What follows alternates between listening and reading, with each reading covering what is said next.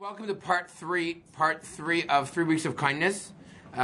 We started with the mitzvah of Bikur Cholim for those that were here. The week after that, we did the mitzvah of... Thank you very much. Then we did Bikur Cholim, and then this week, actually, we're talking a little about tzedakah. Tzedakah, which is a very vast and broad topic. I just want to focus on a couple of issues that often come up when dealing with the topic of tzedakah.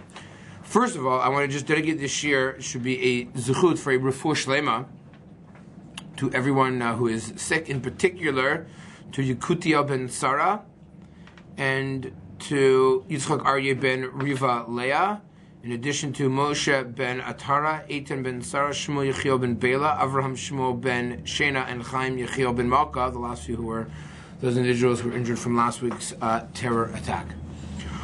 Okay, so the truth is, when you want to really talk about tzedakah, you got to start with the Torah. And that first source that you have in front of you, while it's not the only pasuk that talks about tzedakah, it's one where a lot of the Rishonim go back to try and look into the Torah for a sense of understanding of the scope and the meaning of what the mitzvah should be like. I'm going to actually point that out to you. Let's read this pasuk together. I'm actually going to start with a famous word. Ki yevecha evyon me'echad achacha be'echad sharecha ba'artzecha. So here we go. Now, what does the word ki mean? When. Because, when, If. or if. Now, how would you translate the word ki here and why? So let's go through the options. Option 1 was because. Does it make sense to start off with a verse with the word because? I was told, to start a sentence with because. I don't know if that's really true, but that's what I was taught when I was in grade 3. Okay, forget the word because. Out the window. What else could ki mean? When. If or when. So, what about here? Does that make sense to say if? Yeah. Could be. If. Yeah. If. Does it make sense to say when? Yeah. Could be. What would be the difference, understanding the context of the verse, if it said if or when in this poor person? What's the difference in the context? Yes? If it's when, then the situation is inevitable, but if it's if, then it's not ideal. Okay, very good. Now you'll appreciate how to understand this pasuk. If you understand the pasuk to mean when, what's the Torah ultimately saying? What's the message? You always have poor people. You always are going to have poor people. It's inevitable. It's inevitable. It's the way life goes.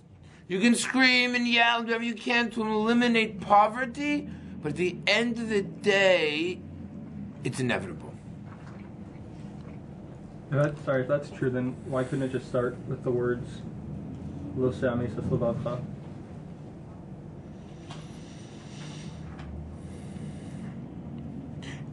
So the question is, what's the function of the first half of the pasuk? Okay, good. That's a fair question. Meaning, there's more to the first half of the pasuk than just the first few words. Yeah. Right? Okay, good. So good. Excellent question. Good. So what about if it's saying if? What would be the message if it's if? If there's a possibility. There will be poor people, there's a possibility there won't be. Right. So then we have to face the reality of, if these things happen, we have to know how to respond to it. Right? The Torah often can be describing not things that are inevitable, but perhaps it's trying to tell us we need to know how to respond to certain situations, which might come, which might not come. But we need to be empowered, we need to be trained, to be thinking about how to deal with them. Right? So at the end of the day, I'm not quite sure if it really makes such a difference, right?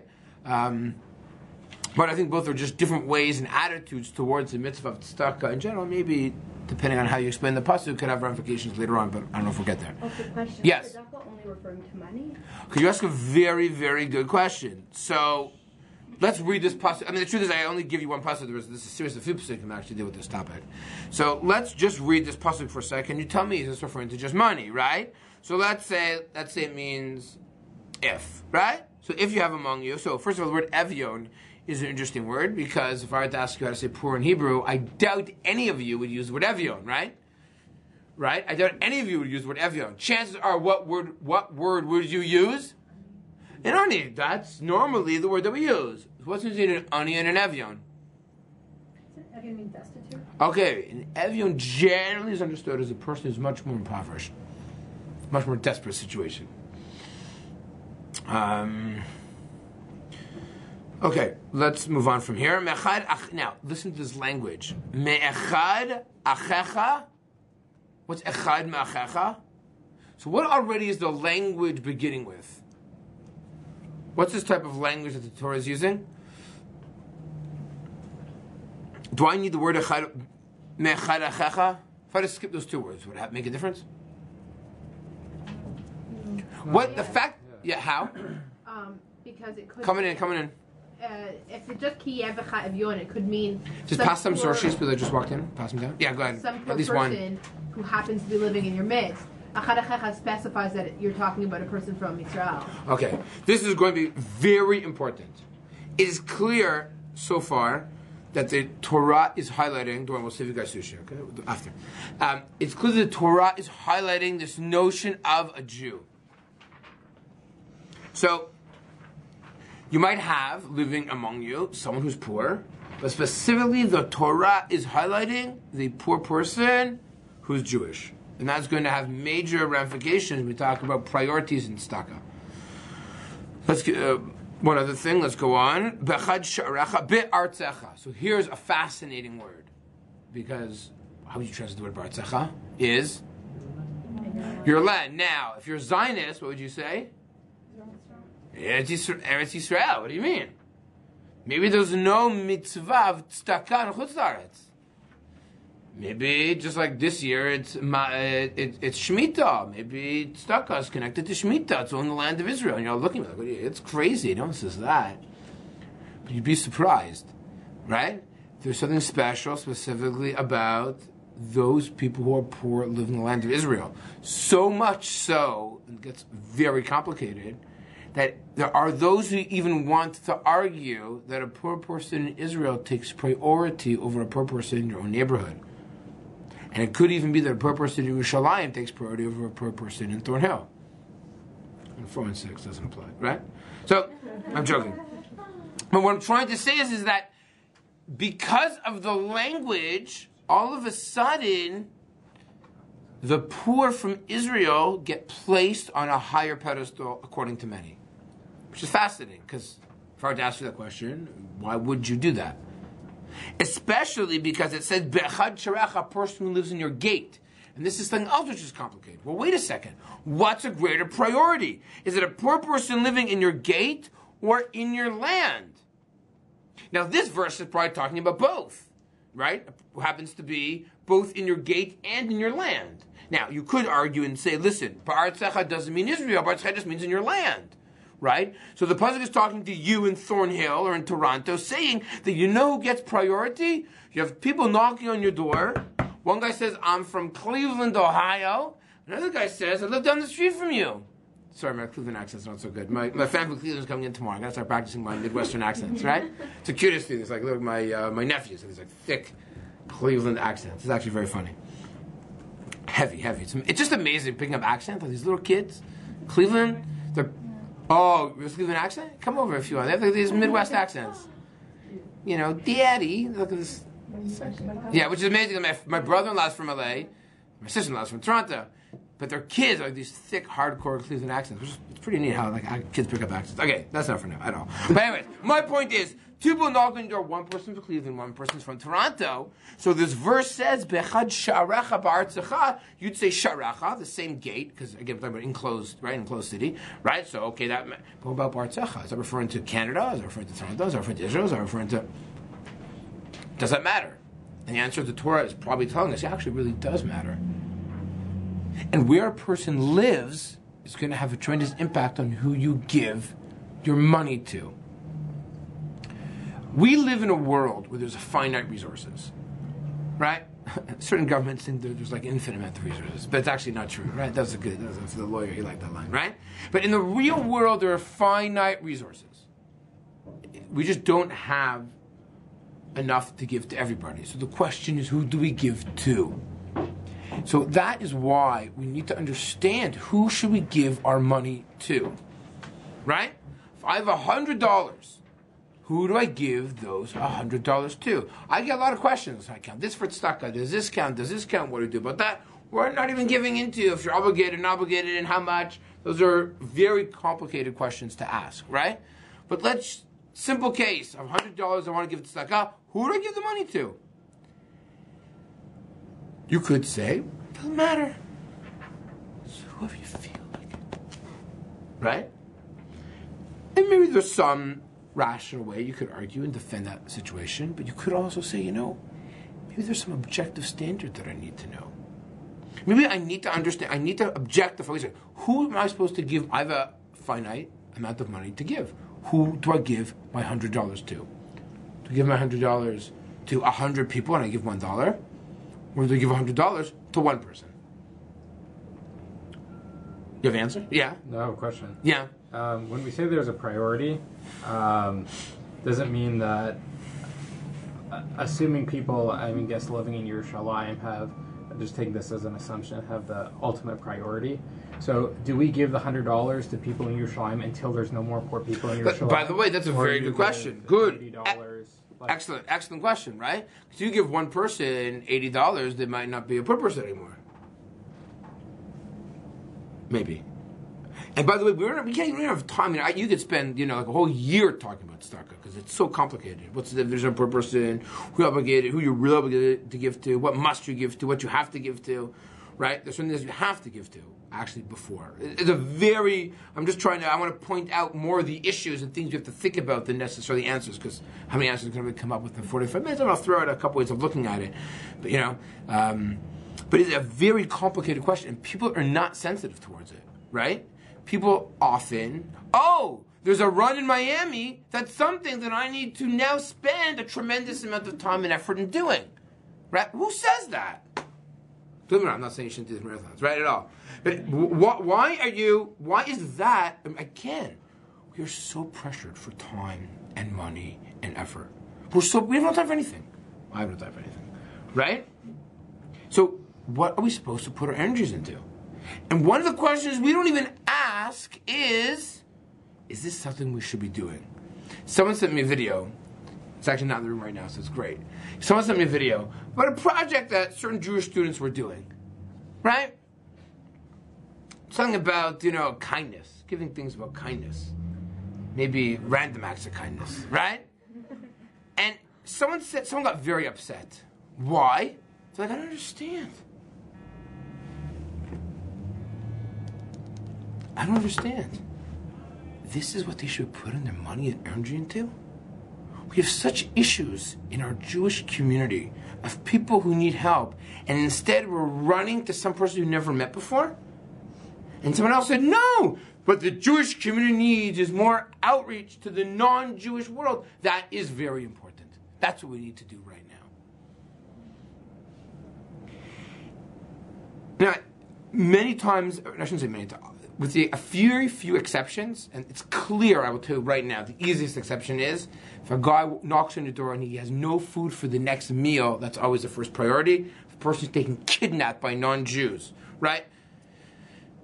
This is very difficult to apply this in the modern era because governments and politics are extremely complicated, so I'm going to go back a few hundred years to easier situations, and I say easier in quotation marks, right? If a Jew is taken captive and they say, we need money to redeem them, especially if it's a female, then certain things to redeem captives actually might take priority after any tzedakah whatsoever, right? What about if the person is a Talmid Chacham, they have no food to eat? They actually also might take priority in certain cases. So there are certain cases which are a lot easier to say, you must help this person at this moment, right? But in many cases, it's very complicated. It's not just and the problem is that often we use our emotions to make decisions about these things, right? Right? These are things that I really should be interested in. Now, there's no question everyone has certain talents and people often have affinity towards different things. So let's say, for example, I have an affinity towards young children. And the elderly, very difficult. I'm actually speaking personally at this moment. I always had a very difficult time. I used to go to day shrums as a kid. My parents would take me to day shrums when I was 7, 8 years old, 3, 4 times a year. It was very difficult for me. I found it easier to relate to younger people than the elderly. It's a personality thing, right? Some people can go to bake rest every other day and they're excited by it and they enjoy it, right? Again, it's different. So if I have to choose between the old age home and a child, so of course this is your affinity. This is what you appreciate more. This is easier to it. There's no mitzvah to push yourself in non-Jew. That's an easy case, right? I think. But when a person's time is so precious and money is so precious, what are the things that we need to invest in are very serious questions that we shouldn't just assume that, this person sent me an email, let me respond to it, right? Which is often what people do, right?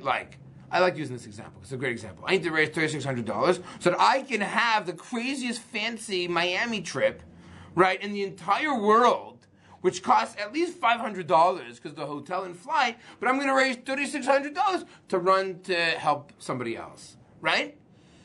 And I'm going to email all my friends. Now my friends are going to give me 18. I get this all the time, and I try to give to as many people as I usually. The first 2 people win, everyone else too bad, right? So get to me quickly, right? That's a client I give, right? There you go, client knows, right? But so we have to ask ourselves: is this what should I be doing? Is it more about I want to go to Miami? And I get to go to Miami because if I bug enough people, and I bug enough people, and they're going to give me $600, I gain. I feel good about myself. I did a marathon, and I get a free trip to Miami. That's a good score. I wish I could go to Miami for the weekend too, right? So again, and I'm just using this as an example because it's so popular today, right? And also because clients right in front of me, so I think about it, right? But these are really good, these are good questions. And you know what? It could be you're going to conclude the same thing, but ask the question. People also volunteer for organizations. There's so many organizations, which is an amazing thing, right? Which one should I do? I only have one night. I have an hour. Who should I be doing? The answer could be maybe one that you get the most enjoyment out of, one that you get appreciated the most, one that is the best for your resume. I don't know. That's a fair answer, right? But at least we have to ask these types of questions. I want to move on because Asher Shomgecha no tein lach. So here we go. This is also why many people argue. Maybe it's for sure referring to Israel because we talk about the poor person who's impoverished, who lives in a land that God is going to give you. Well, I don't know about you. The only land that God ever gave us was too bad it wasn't Canada, right? It wasn't, right? If it was Canada, it has so much space and all these minerals and oil, right? Imagine with all this oil in Alberta, right? Even more to give the Arabs. What? Would have been more to give with you. But no, instead we get the small little land locked in between a lot of people who don't like us so much. Okay, Baruch Hashem, that's good. But if God gives us His land, then probably there's no question that there's a sense of priority that goes to the poor. In Israel, someone asked a great question: is poor defined as poor? And this is a very big issue. We know today, and I actually just saw a sign somewhere as walking around about mental illness. A person who is suffering from a sense of anxiety or depression, do they consider poor as well? Right? Is poor just have no money? And what about a person who is poor from a educational perspective? Right? What a person who's poor because their father passed away. Right? They're an orphan. They're a widow. They're a stranger. Or somebody who comes from out of town who comes here to visit. Right? Maybe those types of family or social societal situations, does that make them also poor? Right? What about a person who has so many different types of things? What does that all fit in to the mix as well? Again, questions that we need to ask. Let's continue reading. Lo ta'ametz et levavo. Okay. What does the word lo ta'ametz et levavo? This is a good Hebrew word. What's ta'ametz? Strong. Okay. How do you know that's strong? What's the word? Chazak v'amatz. Excellent. Very good. So chazak v'amatz is strength. There's no question. Right? Amitz koach. When we say amitz koach. It's not like brave. Okay, brave, or courage. Amitz koach. When do we say amitz koach? Yeah. V'amitz koach yonamatz. Very good. We end Zemira.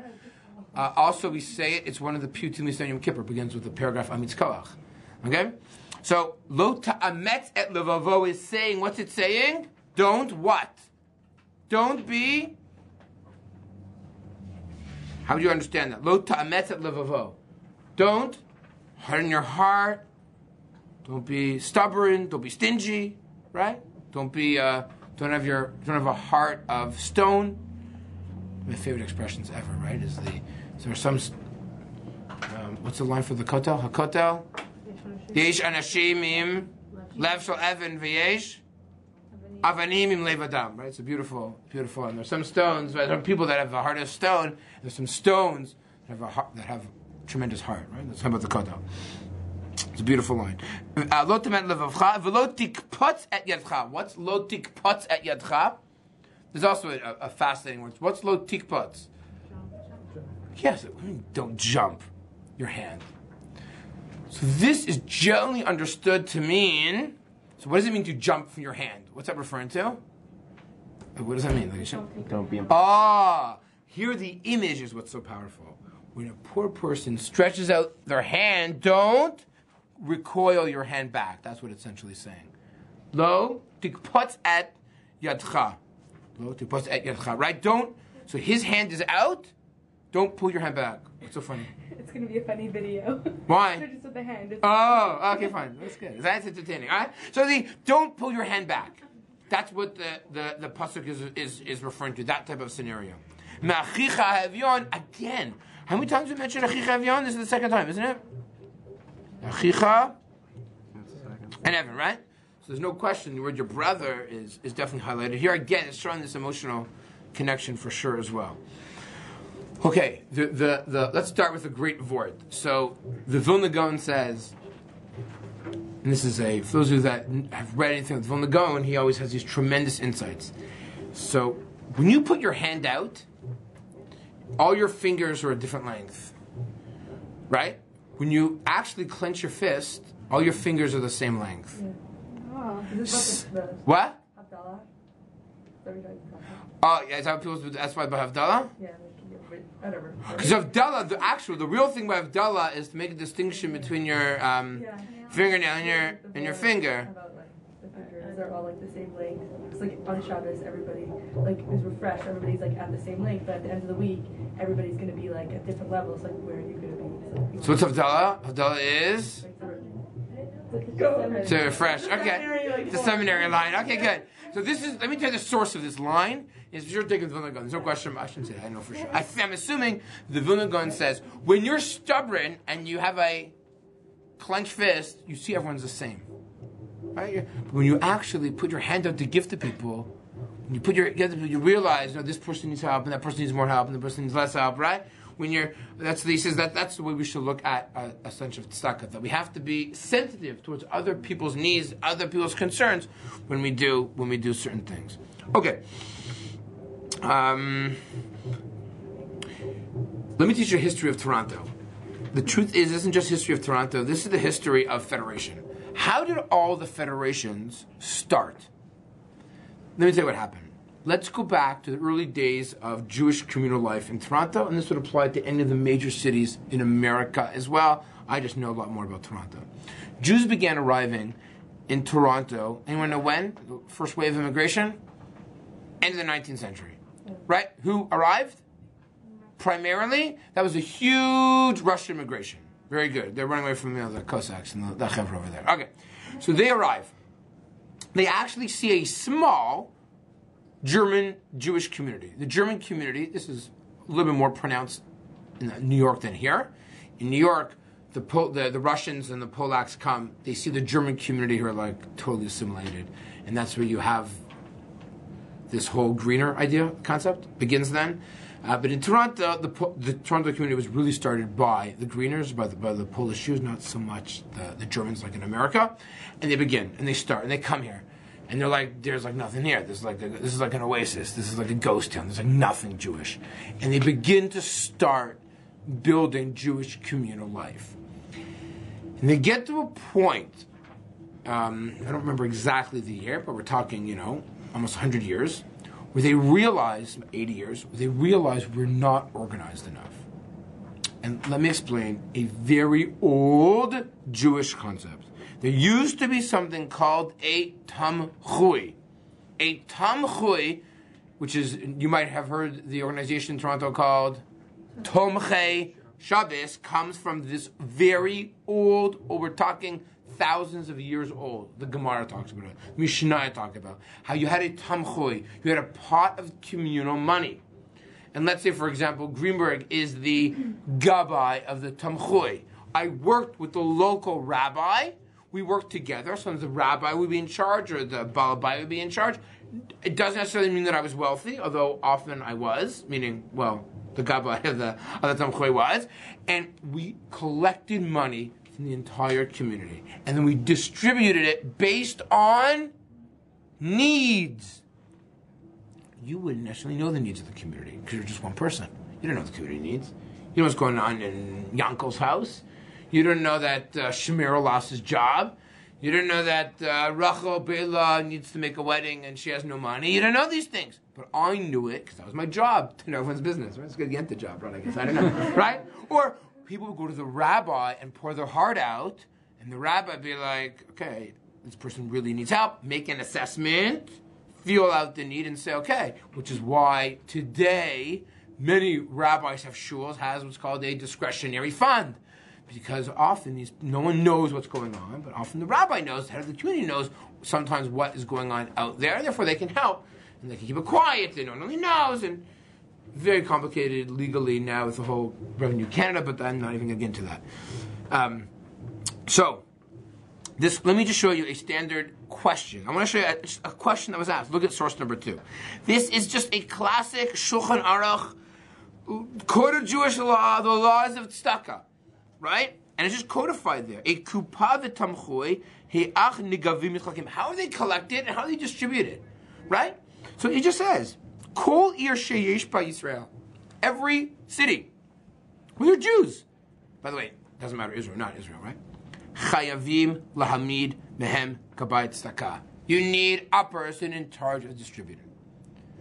So what happened was, when Jews came to North America, they said, we need a Gabbai tzedakah. But the city began operating, because North America became much more city-based as opposed to village and town-based. That's how federations all started. Because the idea of federation is that what does the communal need much bigger than just Yankel and Beryl and Cohen, but what do we need in terms of communal life? For example, a school educational system. One guy generally can't flip the bill for all that, right?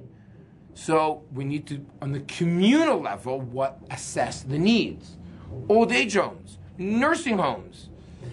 That is where federations all started. So these federations began with this notion that wealthy people are now that would give to the federations. The federations then said, okay, we're going to need to build a building here. We'll get a little money from everybody, and we'll build a building, and we'll offer services, and we'll do da. That's how all the federation concept started, right? The whole model is completely changed and it's completely different, and there's advantages and disadvantages, but not for now. But the idea comes from this Gabbai tzedakah. But now that it's city-based, it's much, much bigger, and that was the federation model. Okay. But listen to this language, everybody. They have to be people who are knowledgeable. What do you think the word knowledgeable means? What? They have to know what? What do you think they have to know? When a code of Jewish law, Shulchan Aruch says they have to be knowledgeable. What do they have to be knowledgeable about? What? They have to be knowledgeable about Jewish law, halacha. There's no question they have to know. Right? What's a priority, what's not a priority, what's not. What else? Know people's business. They have to know people's business. Right? The ne'emanim, and this is what's important. What does ne'eman mean? True. When someone says, Baruch atah Hashem ha'olam shakol niyeh bivaro, Amen. The word ne'eman, what is he saying? You agree with it, so I agree. Not Amen. You know what? It means I agree, loyal, trustworthy, right? Good, truthful. That's what. By the way, that's where the word emunah comes from. The word emunah doesn't mean believe. I believe. You know, that's not what it means. It means a sense of loyalty, faith, commitment, trustworthy. Shayu. Well, I might even finish a second source. Shayu machzirim legabot mikol echad ve'echad. They would go and they collect from every person. We use another word today. That's called tax. Believe it or not. No. But this is actually it was actually a Jew tax. Where the Jew, you want to live in this community, you're paying a Jew tax. Now, we call them other things today, like membership dues, But at the end of the day, it's basically the same thing. You want to be part of this synagogue, this organization, you got to pay a membership fee. Because how else are we going to operate and run? And you're benefiting from it. You're coming to Hillel every single day.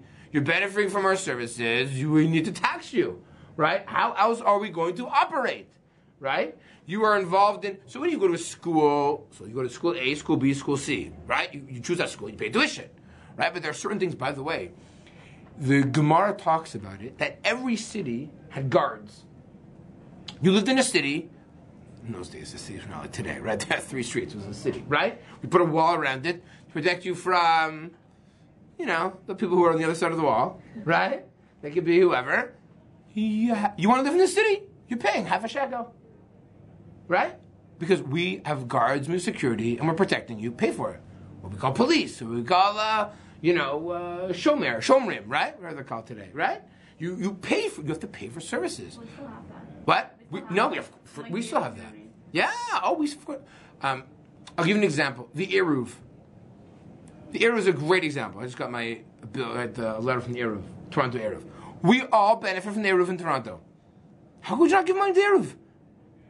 Right? Who else is going to pay for the Eruv? Right? I'm not saying you. It doesn't make any money. You're poor. Right? But you're all benefiting from the Eruv. I think. I know I am. So if you're really from, you don't carry on Shabbos, fine. You don't carry on Shabbos, don't give money to the Eruv. Right? Still benefit. You still benefit, right? You still benefit for the community house. Okay, you're so technical. But you're right. I was joking a little. But so every city needs an Eruv. Every city needs a mikvah. Every city needs kosher organizations. So you're going to say no. The COR, you know who's going to pay for COR? Umami Sushi. Delight Sushi. Sorry, it's from Delight. It's not Umami, right? So, because what are they doing? They have to pay for mashkiach. Some of it goes, you got to run the COR. There's expenses, right? Okay. How much should you make and how much should a person make? Okay, that's for a debate for another time. A rabbi. Who's going to pay the rabbi's salary? Someone has to pay for the rabbi. The rabbi should volunteer his time, right?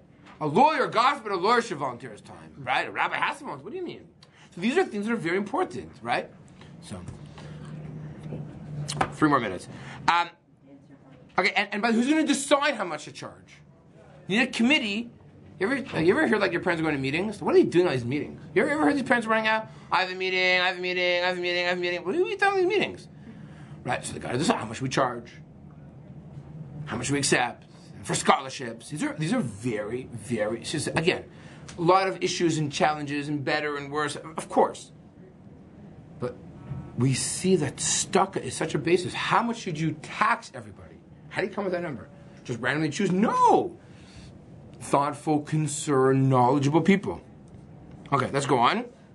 And they would decide this person getting this amount of money for this week. That's called the kupa. The kupa was that you gave money to the poor for the week. This money, good, you have food for the week.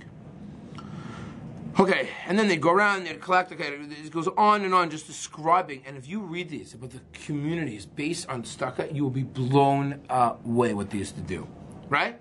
And he's writing this in the 16th century. This is not like, the only one community that's doing this. This was a standard policy. Take a look at the Gemara, take a look at the... They all talk about the community structure of trying to help other people was part of the fabric of any Jewish community from the beginning. We still have that. It's just a lot more. Yeah, of course. Structured now. Right, a lot more structure. The size is gigantic. Right, for sure.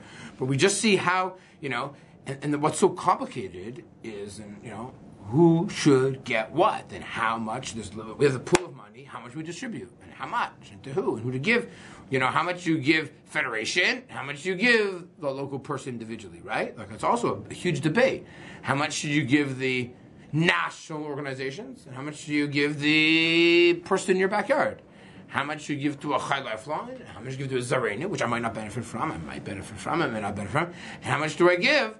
So we're going to see, because I got to end with some type of practical conclusion at the end, right? That, first of all, if it's clear, if your parents are poor, if anyone in your family is poor, they have priority over anybody else, even someone in Israel, no question. That everyone is going to agree with. How far does family extend?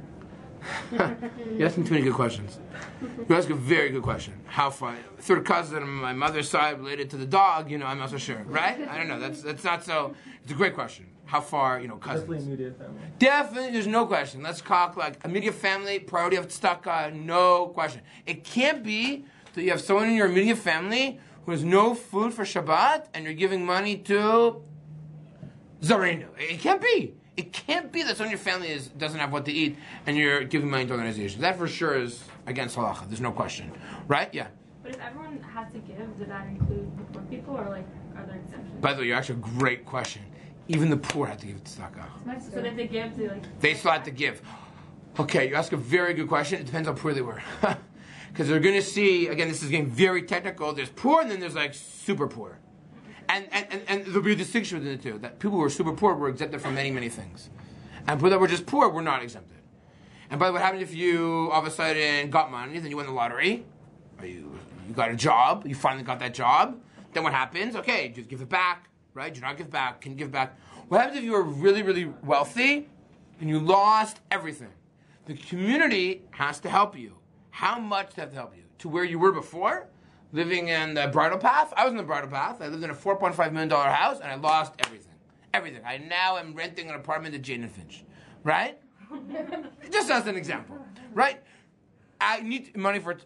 Does the community have an obligation to give me $4.5 million to go back to the bridle path? Or do I have to nebuch buy a house in Thornhill? Right? It's going from the bridle path. Right? But these are because what about emotional anger? What about, because there's daimach sarel? But there are those who say no, same as before, the psychological emotional torment of living in Thornhill when you use the bridle path is very difficult. You're all laughing, but these are serious questions. They're not like, so anyways. So it's clear that your immediate family is priority. The other area that clearly is needed is what I mentioned before. Let's go to number 8. Wow. Maybe I should do like a 6-week series just on stuck itself. Maybe next semester I'll do that. I'll break it down to like just stuck a topic. Because these are really, really interesting. Wouldn't it be more like practical to learn something that's very applicable to us? Well, it's not that applicable to you. As far as I know, you don't have a full-time job making money unless I know something that you don't know. But you're right. I think it is applicable. We still have money. Yeah. Like a 6-week thing. Okay, whatever. 7 weeks. Unless we're not talking about money. What was that? Right, but I'll tell you, you all have stuck of time. You all have time. I know you're so busy, but you still have time, right? And everyone has $10. You know what I mean? Like everyone has to give something. So let's just go back to priorities for a second. Let's go to 8. So I know telling the banav ibnatav gdolim sheino chavim miznotehem kedilu med et habanim Torah v'lanhiga banot b'derech yeshara. So it's clear that money towards educating your immediate family of Torah and proper behavior is also clearly a priority. This is where people say that schools actually could be just as much as a priority as a poor person. Because you don't have, and this is where communal issues come up. If you don't have people who are educating and providing, so you can have all the money in the world, but you're not going to have a Jewish community after one generation or two. Right? It's taka. Right? If you have to give money to your parents to help them, of course it counts. It's taka. It's also kibbut havayim, right? So, okay. And not only that, says the Shulchan Aruch, your parents come priority over anybody else. Even if it's not your mom or dad, or your son or your father, but a relative, they get priority over anybody else. So that's where, what's the definition of a karov, a third cousin? You have to ask, like, if this person can't be an aid kedusha at my wedding, then they're a karov. Then maybe that would be a way to do it. Okay, then you go into, even in your own family structure takes priority. A poor person of your household takes priority of a poor person in your city. A poor person in your city takes priority over a poor person in Cleveland. Then skip a little bit. Who's considered a person in your city? A person who has residency, not a person who just showed up last week, but a person who's been living here for a very long time. They've been in Toronto for many years, right? Now they just moved here. They get priority because they're really part of the city. Nothing personal. Vehem kodmim laniyim achrim bin lasham, or people who just came here for a short period of time. Now this is fascinating. Veyoshvei eretz Yisrael kodmim leyoshvei chutz haaretz. People live in Israel take priority. People live in chutz haaretz. But wait, not here. If you take a look at Dalid, which I didn't actually supply to you. No, everyone uses this line. This is a famous machloket. How to understand a Gemara? Some people say not true. That necessarily people in Israel take priority over people in your city. It depends over other things, which I don't want to get into right now either. But again, at first glance, people in Israel would take priority. Okay. However, this is what's important. Parnasat atzmo kodemet lekol adam. Your own personal parnasa, making sure that you can earn a living, takes priority over everything else. This is where I tell people, you can volunteer for other organizations, but school is actually more important. Parents like when I say that. Because the Shulchan Aruch says it. It's not me. Right? Because all you're doing is running around volunteering for everybody else. I mean, for JLIC, that's different, right? But it says here, black on white, parnasat atzmo kodem. You want to tell me school's not parnasa? Okay, maybe. That going to school won't help you with a job, which probably doesn't. But anyway, that doesn't matter. That parents don't like to hear either. But, Minnie, what I'm trying to say is that a personal selfish well-being is actually very important. Things that you do for others should not come. You shouldn't sacrifice. You shouldn't push yourself. Right? Now, if you say you have no time for organization, but you do have time for basketball, for football, for hockey, for bowling, for movies, and for YouTube, then that's a problem, right? You don't have to give tzedakah unless you have a parnasa. Then give parnasa to your parents. If they're poor, and they get before your own kids, then your children. Okay, they get before the other issues of the marriage in the city, and the Ramah doesn't even mention Eretz Yisrael, which is a fascinating reason why he doesn't. But I can't even get into that right now. And what about in the community? What about a shul versus a mikvah, which takes priority, right? What about a yeshiva versus a shul, right? Which one should take precedence over two? What about bearing up? There's so many things that they often come at which one should take priority. We have to, I guess, evaluate it perhaps at a later date. My goal and my objective was to put these thoughts in everyone's head and to not to make assumptions, to recognize that what we have is quite limited, and we hope that maybe one day that maybe there will not be poor people in the land, unless you read the pasuk saying that it's inevitable, which perhaps it is. But one of the great things about tzedakah that I've personally seen, often the more tzedakah you give, the more money you actually get back. And this notion, generally speaking, people can often give a lot more than they really do give. And it's also not just what you give, it's also how you give. Some people, when they give it b'lev shalem. Other people put conditions and begrudgingly, and they do, I've dealt with it all. I've seen a lot of it.